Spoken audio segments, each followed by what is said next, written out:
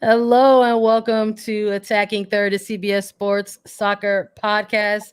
We've got a United States women's national team roster to talk about. Shout out to everybody joining us in the live on our YouTube channel. Subscribe to us, like this video, drop your thoughts on the roster in the chat. Let us know. Welcome to Attacking Third. I'm Sandra Herrera, lead NWSL writer for CBS Sports.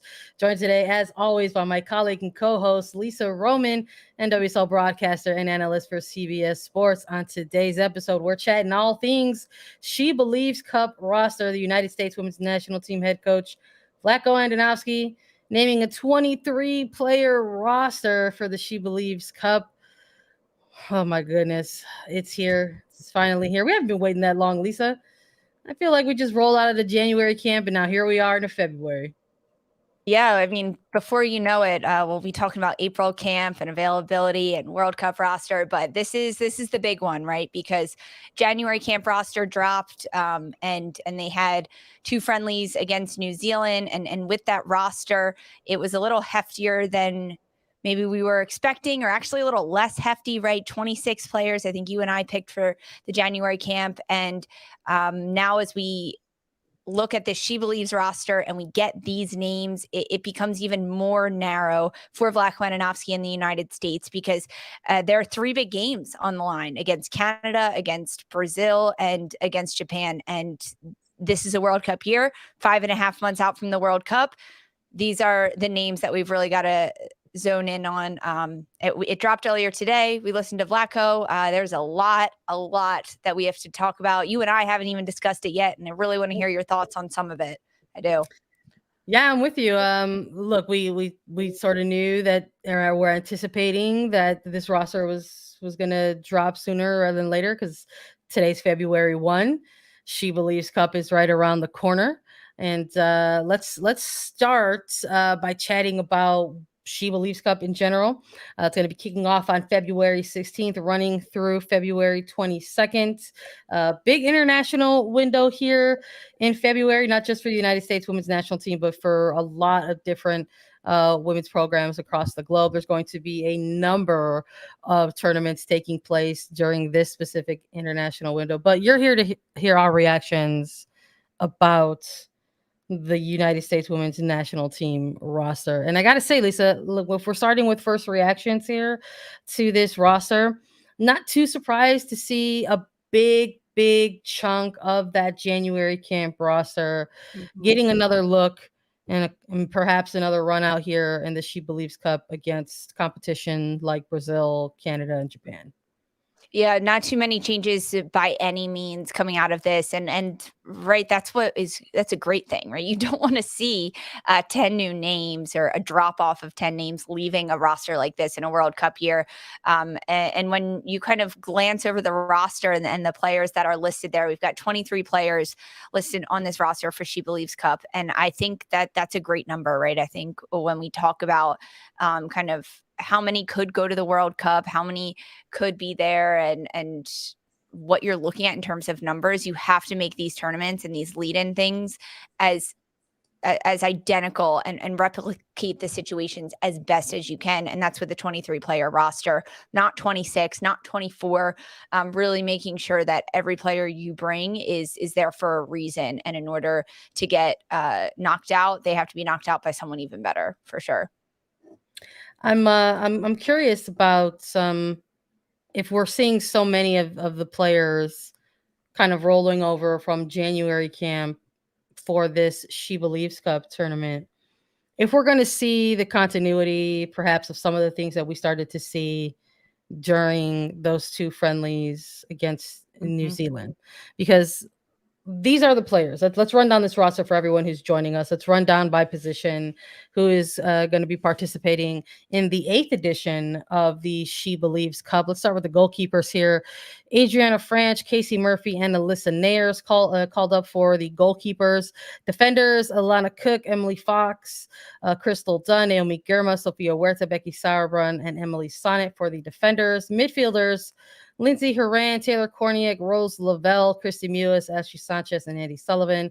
And for the forwards, Ashley Hatch, Alex Morgan, Mitch Purse, Megan Rapinoe, Trinity Rodman, and Mallory Swanson, formerly Pugh. It's something that we're doing to help us. We want to keep reminding ourselves that it is now Mallory Swanson in this new era of U.S. soccer. But yeah, I mean, look, taking a look at some of these names, real excited to see Lynn Williams back in the Yes. mix. Coming out of that January camp with the forwards, and I think people looking for maybe who's going to start returning. Right, that's a lot of what we talked about coming out of the January camps.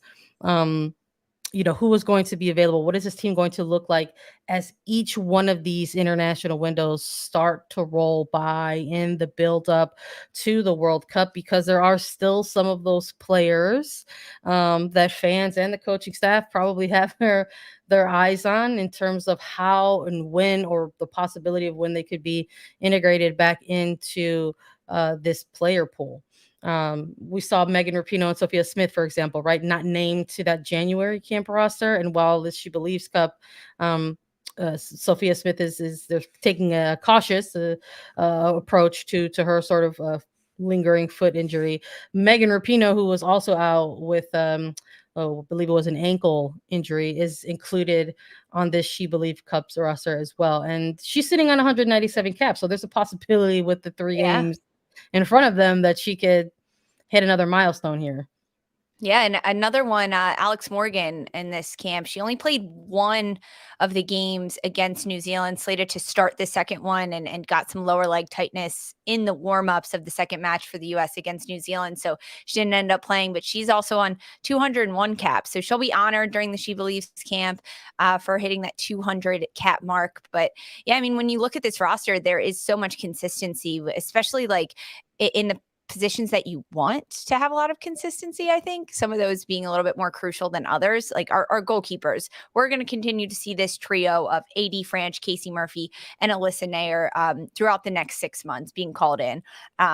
We saw Murphy and Nair split the games in January against New Zealand. No time for AD Franch, a player that both you and I wanted to see get time between the sticks for Vlatko and this U.S. side. Hey, there's 3 games now, right? What are we going to see here? The competition's very different in SheBelieves Cup than it is for January camp. The players have talked about it. We've talked about it. January camp is shaking off the cobwebs, getting back into the swing of things. For so many of these players, it's their first time competing in that type of level of training and game situation that they've done in several weeks since finishing their club seasons, specifically in the NWSL, which ended October, that final October weekend. And then I think like biggest shocks and like looking at this, like there really weren't that many because of the consistency that we're seeing, right? When we look at the defenders, 7 called into this camp, which opposed to 8, which were initially called in for the January camp. Midfielders 7 or 6 this time, which 7 the first time around. And the forwards, they upped it to 7 this time as opposed to 6 called in for the January camp. And frankly, that's where I want to see more gunpowder in the forward selection group, not so much in your defenders, right? How often are we going to see defenders rotated throughout a World Cup tournament? Not that frequently, right? Maybe your outside backs, depending on the play of the game, if they're being very involved in the attack, if they're running their legs a lot, depending on the type of competition and the type of game it is. But really, you want to have as much rotational freedom in your forwards that you have, in the ability of them to play together and to move around. And that's adding Megan Rapinoe into this January camp or into the SheBelieves Cup roster from the January camp is a great grab by Vlatko. She only missed January camp due to that injury, but we got Lynn Williams back in there, Mallory Swanson, who's flying high right now, Trinity Rodman, Midge Purce, Alex Morgan, Ashley Hatch. These are regular suspect names. And I think Midge Purce, one of them in there that maybe we didn't list on our January camp roster, but she got called in, she got time. And I was very impressed with what Midge Purce brought to the U.S. women's national team in the front line. And I'm really happy that she's listed back on this roster again for Vlatko. Yeah, I'm with you 100%. I think, the timing in which we saw Midge Purce's absence from the national team, sort of closing out that 2022, making her return to 2023. I had like questions around the timing of it. I was kind of like, wow, that must be really tough to sort of be told, hey, you got to go back and get better, work on your form a little bit. We'll get you back into some of these camps. And the timing in which this happens is during the end of an NWSL season with her club team, Gotham FC, that were basically out of contention for the playoff push. We're largely in last place for the majority of the season. Yeah. It's tough to go back to from one environment to another and then try to say like, okay, I'm going to get back in here and work on my form when perhaps a club is looking towards the end of their season.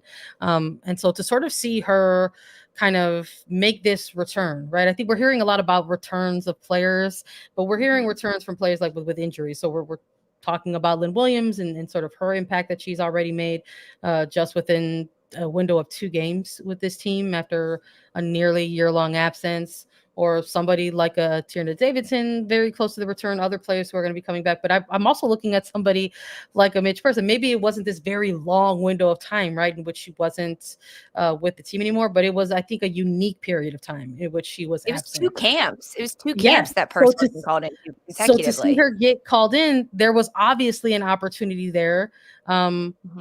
Mutually, like the coaching staff saying, hey, we're not going to have Megan Rapinoe. We're not going to have Sophia Smith.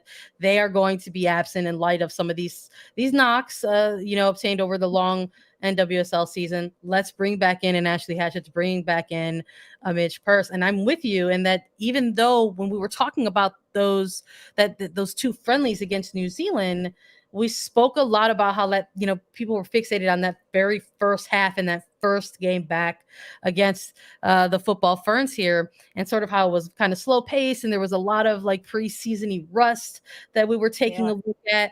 But for you and I, when we were talking about it, we were like, you know what? There was a forward across that line that seemed to want to try to attack, get a nice take on players 1v1, and we noticed that out of somebody like a Midge Purse. So I thought that was a good performance, and it's cool to see that there's still this sort of unique window of time and opportunity for a forward like her to still get into these camps and hopefully leave a lasting impression on this coaching staff, because right when I was looking at these 23 names, that was where my curiosity was going right away. I'm not even going to act like it wasn't. I was like, okay, are we going to have Sophia Smith back?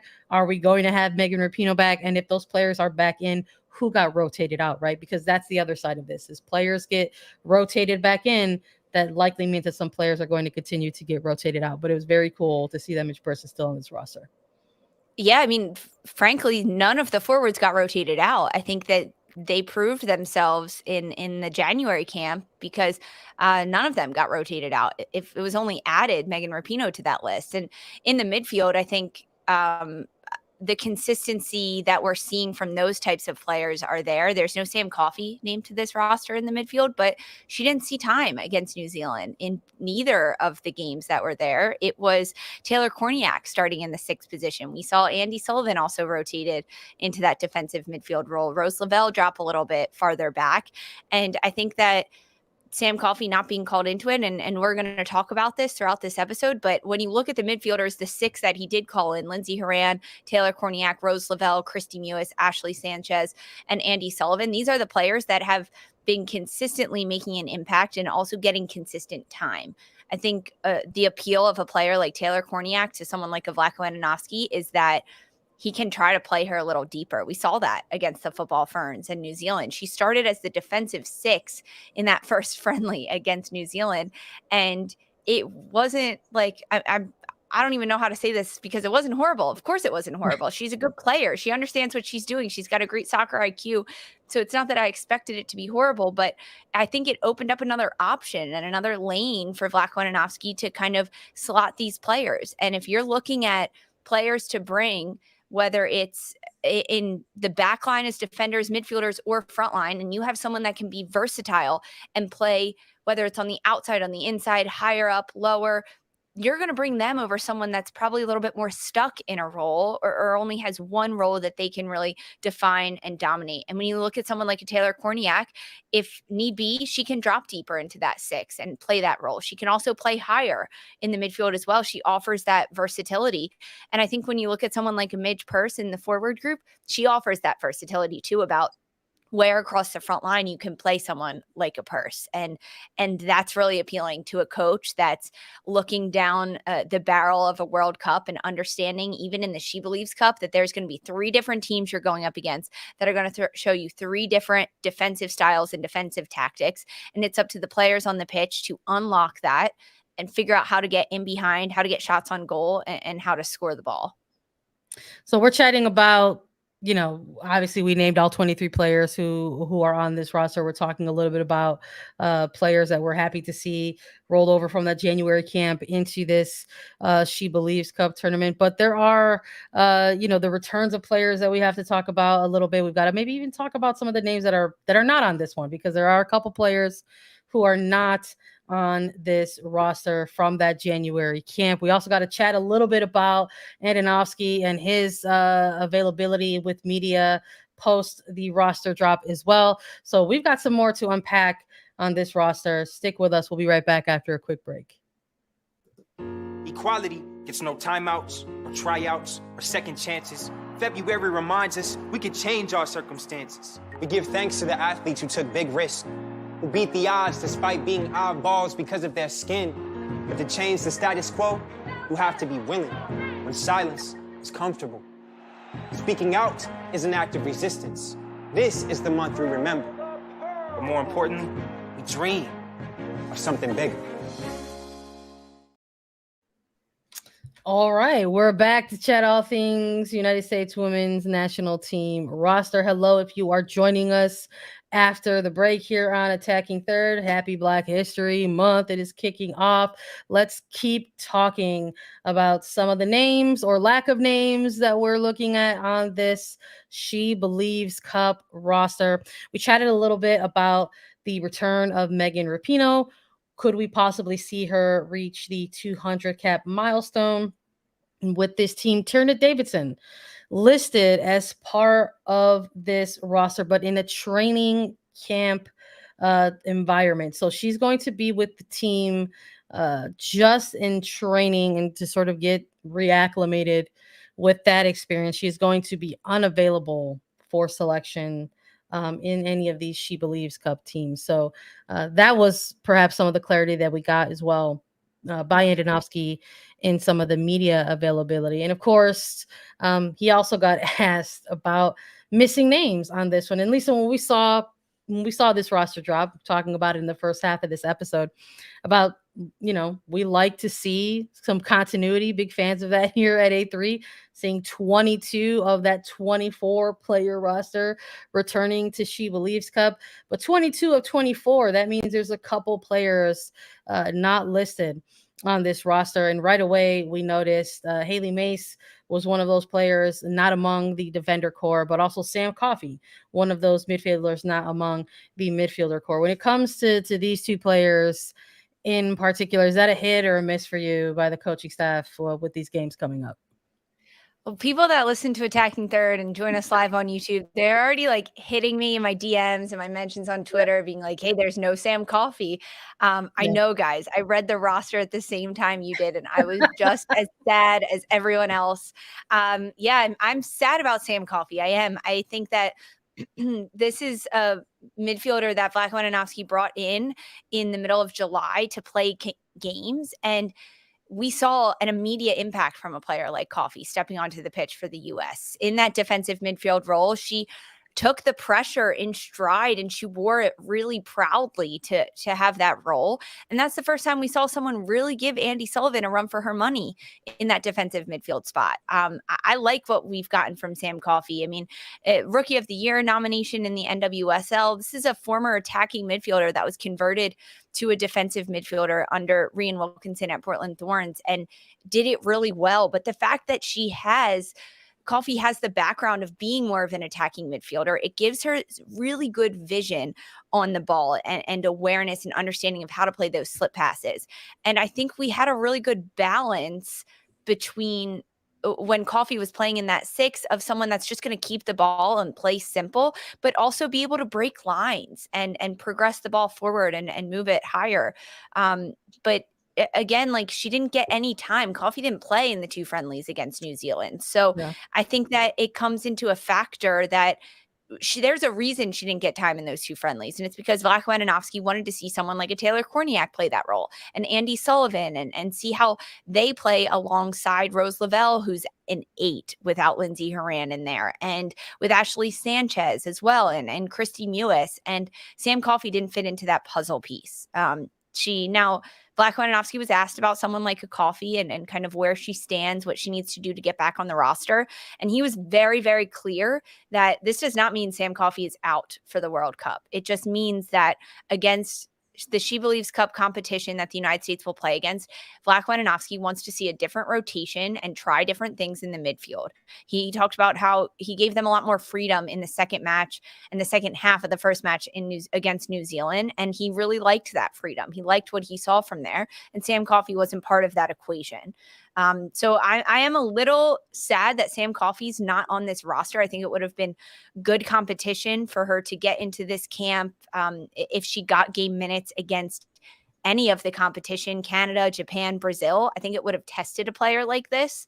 But maybe Vlahovic doesn't need to see that test, and he's going to look at some other things. But Haley Mace, another one, right? Not on this roster. You initially, I think you named her to your January wish list roster. She got called in. I think maybe I have like maybe like a 2-parted like take to that. I just, unlike Sam Coffey, including Mace on like my January camp roster wish list was just a part of like a continuity of what we've seen from the coaching staff and naming their rosters over the last like year to year and a half. Just really needing to call in bodies in light of so many different player absences, whether it's been to injury or players working their way back from maternity leave, or getting to take a look at different type of options in different areas on the pitch, right? So seeing Haley Mace get called in when she did towards the latter stages of 2022 really was part of that equation, that there were players still working their way back in.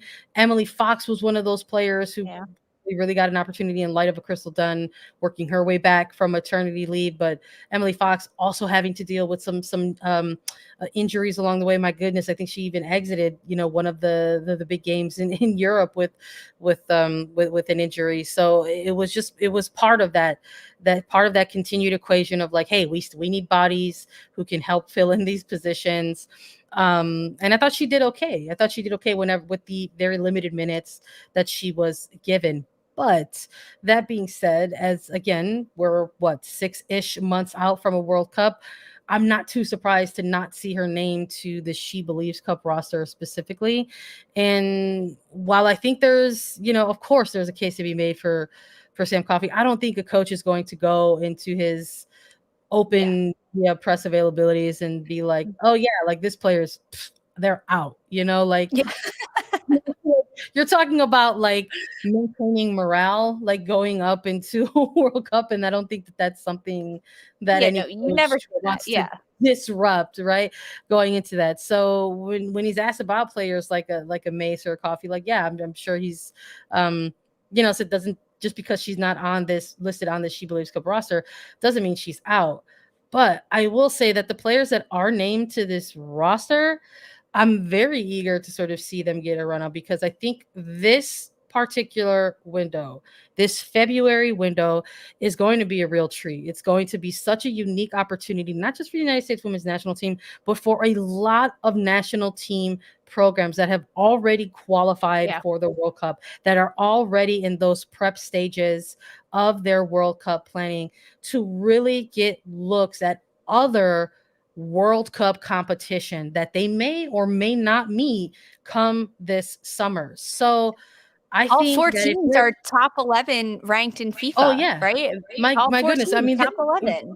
When we're talking about just the United States roster right here, right now, we're not actually talking about their opposition. We're not talking about how there's multiple Canadian players who represent NWSL clubs that got called up to their roster, right? We're not talking about the 7 Brazilians that are in preseason camps with their NWSL clubs that also got named to their roster, right? It's this window, this international window is such an exciting and unique time, I think, for so many of these programs that are in that phase phase of their march to the World Cup to get these looks. And if you're a player that's not listed on some of these rosters, there's a part of that stings, because I think this window of time, these competitions, these fixtures and matches, these are the ones where you really want to sink your cleats into the pitch and make the coaching staff say, look, I'm a problem. You got to keep me in part of this pool. You need me to be part of it. I agree completely. And I think we have to kind of rope into this conversation about someone not on this roster as forward Sophia Smith missing from this roster. And not at all surprising. She wasn't involved in the January camp because of an injury alongside Megan Rapinoe, someone that was getting back into it. And the fact that she wasn't listed on this roster, it hurt me a little bit inside my heart, only because this is a player that's now struggling with an injury. And it's not super major, right? It's not anything to write home about in terms of that, but it just sucks for her. As you just said, this SheBelieves Cup is against great competition. It's on home soil. The SheBelieves Cup environment when you're at those games is electric. And someone like a Sophia Smith lives for that. They want that. No player that plays this great game of soccer is ever like, yeah, I'm okay staying home for this one. I'm okay not being there, even if they're not playing, right? I bet you Sophia Smith was like, well, can I still come? Like, can I still be there and watch? Like, you want to be part of it. So I think not having a Sophia Smith there, like due to injury, it's totally precautionary, because there's no need to rush her back. There's no need to bring her into this type of camp when she's one of the top level talents, young talents, right? In the world of football, especially the NWSL and especially on this US women's national team roster. But that's one that I'm like, that stinks. That stinks. Like, fans don't get to watch her now, but it's better this way, right? So she can recover, she can get better. No, absolutely. And yeah. I think there's that mix too, though. There's that mix of players that we know are absent because they're still, in the rehabbing stage of their injuries. But I guess for clarity's sake, like I'm talking about more of those players who don't have those nagging injuries that are keeping them out of something like a SheBelieves Cup. So I do think that in light of some of the news cycle that built up to the announcement of this SheBelieves Cup roster, we have our segment out on Sam Mewis, who recently provided an update on her current injury status. She announced on social media that she had to have a second surgery on her knee after really utilizing a ton of 2022 to try to go ahead and come back from sort of post procedure in late 2021. So big setback, I think is a very simple way to put it, but with no timeline to return, that effectively takes her out of contention to possibly being available in any of these games in the March to the World Cup and the actual World Cup itself. So I thought that was something that was very interesting coming out of this press conference with Andonovski, who was asked about the midfield a bit. I myself included on this call. I was very curious if continuity is a big thing for me, right? We're talking about that in this episode and the names on this roster. And I was curious about what we saw in those two friendlies against New Zealand. It's one thing to go out there and try some stuff, right? And try some stuff against a team like New Zealand, a program which you've had a really strong history against, pretty much a winning history in terms of your overall head-to-head, right? But now you're going into the SheBelieves Cup, where there's a different level of competition in Brazil, Canada, and Japan. So are we going to continue to see what we saw a little bit against New Zealand, where we got to see the introduction of a Taylor Korniak into that defensive six role, where we got to see Rose Lavelle playing a little bit in that number 8 role at times, dropping lower a little bit in order to propel, an Ashley Sanchez up into the pitch and to help generate creativity and playmaking. Like, are we going to continue to see that? And it was nice to be able to get to ask him that, and basically him saying in this press conference and answering and saying that they do want to continue to see some different scenarios in SheBelieves Cup, and it's going to be a little different from what they saw in New Zealand, because there's going to be 3 matches instead of 2, and there's also going to be 3 different teams that you're going up against. So Lindsey Horan, right, is back on this roster. It's an official FIFA window, so I would anticipate she's going to be available for all of these matches versus just being available for one in that January camp. So I'm very curious to see what that middle three is going to look like. Are we going to see a return to the Andy Sullivan, Lindsey Horan, Roosevelt kind of middle trio there? Yeah, I think we will. But I also thought we'd see that in January. We saw Taylor Korniak slotted in there. But then in this media availability, Vlatko Andonovski talking about those New Zealand friendlies and what he liked from the midfield in those. And he specifically highlighted the second half of the first friendly for the U.S. against New Zealand and the freedom that he gave the players to in the midfield to move and to have fluidity and to rotate around. And he really liked that. And Andy Sullivan was part of that midfield with Rose Lavelle and Lindsey Horan being in there. And I think that to him, I mean this positively, like it's safe, those 3 in the midfield, and you have to keep trying other things, right? Those 3 cannot play every game throughout the World Cup. They just won't, and they can't. So he has to be trying other things, and he has to be seeing if Taylor Korniak can slot in there. But I don't think, even if she can, she'll get the starting spot over Andy Sullivan come big match game time where things are on the line. There's a trophy on the line. There's a World Cup on the line, those types of situations. So yes, I think we are going to go back to seeing an Andy Sullivan, Lindsey Horan, Rose Lavelle midfield, but not all the time. That's the whole point of the SheBelieves Cup and playing these friendlies and playing these games in the months leading up to the World Cup. You have to be able to try other things and see what works, see what doesn't work, fail a little bit while still building up some of that consistency. That way, if Korniak is thrown into the defensive midfield role come game 3 of the group stage in the World Cup, she's not a chicken with her head cut off, and she knows how to play that role, and she knows how to do it against different kinds of opposition. And that's, I think, what we're going to see a lot against SheBelieves Cup, because between Canada, Japan, and Brazil, I mean, they're going to throw very different things at the United States. And I think it's going to test the defensive midfield 6 role a little bit more than we've seen, and our center backs for the United States. It's going to test them more than we've seen, especially most frequently in New Zealand when it was a bit of a slower start. Both sides were kind of getting their gears turning before they got into it. You're just popping into some core memories for me here as we're thinking about like the episodes that we did coming out of that January camp. I mean, we said that we're probably going to have more to talk about on the defensive side of things in this actual tournament than we were given opportunity to take a look at against New Zealand. So that's already something, a new component that we know we're probably going to have to take, a look at in terms of the opposition that they go up against in SheBelieves Cup. I guess maybe to sort of turn the page on this and sort of transition out of the episode. Good to see a ton of players returning from the January camp. We're still talking about players who are out with injury and who are still missing, from these rosters, who are still rehabbing from injury. We are already starting to see the integration of some players back in. We already started to see Crystal Dunn towards the end of 2022 making her way back from maternity leave. People started having a little bit of elevated question marks around Tierna Davidson and Lynn Williams and Kat Macario and their status. And we've already seen Lynn Williams back into camp. She's already scored a goal and picked up an assist and a yellow card. She's well on her way. Lynn's not even working her way back. Lynn Williams is like back 100%. Like well on her way. And Tierna Davidson included on this as a training camp player. And Vlatko Andonovski, of course, asked in media about a player like Katerina Macario as well. She's been providing updates on her own socials as well, has been on the field taking touches and things like that. Interesting to note, Andonovski saying that Macario is actually still in Qatar in the FIFA Center for Rehab.